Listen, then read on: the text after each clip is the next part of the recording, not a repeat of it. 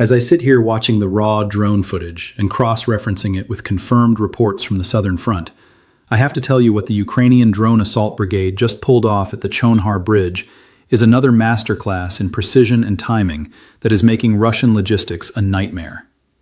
A major reinforcement convoy, packed with troops, equipment, and critical supplies meant to bolster Putin's forces in Crimea, was swarmed and devastated right at this vital crossing. The bridge, already a frequent target, has once again become a graveyard for Russian vehicles, and the aftermath has left commanders scrambling and troops exposed.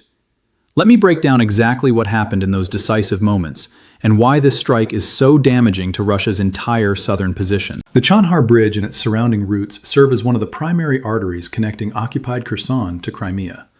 Russia relies on it heavily to move reinforcements, ammunition, fuel, and equipment to the peninsula garrison.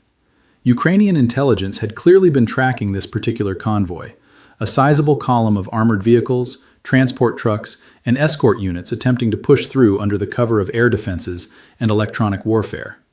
Then the Drone Assault Brigade struck. In coordinated waves, Ukrainian FPV drones and longer-range systems descended on the convoy like a swarm. The initial strikes targeted lead and trail vehicles, creating instant bottlenecks on the narrow bridge structure.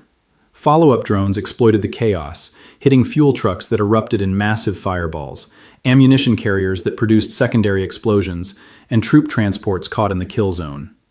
The footage shows vehicles burning, panicked crews abandoning positions, and thick smoke rising over the crossing.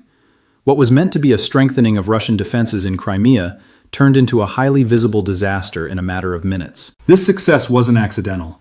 The Drone Assault Brigade has honed tactics that combine real-time ISR, intelligence, surveillance, reconnaissance, with rapid strike packages. Drones provide persistent overwatch, identifying vulnerabilities in the convoy's formation and defenses. Once the swarm is unleashed, the volume and precision overwhelm point defenses. Russian electronic warfare and short-range air defenses, while improved, simply cannot handle the sheer number and adaptability of modern Ukrainian drone operations. Add in the geographic choke point of the Chonhar crossing limited maneuver space, exposed approaches, and you have a perfect target environment. The immediate consequences are severe. Destroyed or damaged vehicles block the bridge, delaying follow-on movements. Lost fuel and ammunition directly impact units already strained by previous interdiction efforts. Personnel casualties add to the attrition that Russia can ill afford. For the troops already on the peninsula, this means further delays in resupply and reinforcement at a time when Ukrainian pressure is intensifying across multiple axes. This strike fits perfectly into Ukraine's broader strategy of logistics strangulation in the south. By repeatedly targeting bridges, rail hubs, and convoys like the one at Chonhar, they are making sustained occupation of Crimea incredibly costly. The islandification effect is real. Cutting reliable supply lines turns a strategic asset into a liability. Russian forces find themselves defending static positions while their rear areas burn. Every destroyed convoy raises the question in Moscow: how many more resources do we pour into a place we can't reliably supply? For Putin and his commanders, the psychological blow is significant. Convoys are supposed to represent strength and reinforcement. Watching them turned into burning wreckage on video that spreads instantly across the internet undermines confidence at every level. It also forces Russia into a reactive posture, rushing repairs under threat, diverting air defenses to cover predictable routes, and accepting higher losses just to maintain a foothold. Ukraine, by contrast, continues to demonstrate the power of asymmetric innovation. The Drone Assault Brigade and similar units are writing the playbook for 21st century warfare. Cheap, expendable systems achieve effects that once required expensive aircraft or massed artillery. Persistent surveillance combined with rapid strike capability allows them to dictate tempo. While Russia tries to hold ground with traditional forces, Ukraine is dismantling the systems that keep those forces viable. The Chonhar Bridge incident is not an isolated event. It is part of a sustained campaign that has seen multiple crossings damaged, rail lines disrupted, and reinforcement efforts repeatedly blunted. The cumulative effect is a Russian position in Crimea and southern Ukraine that is increasingly brittle.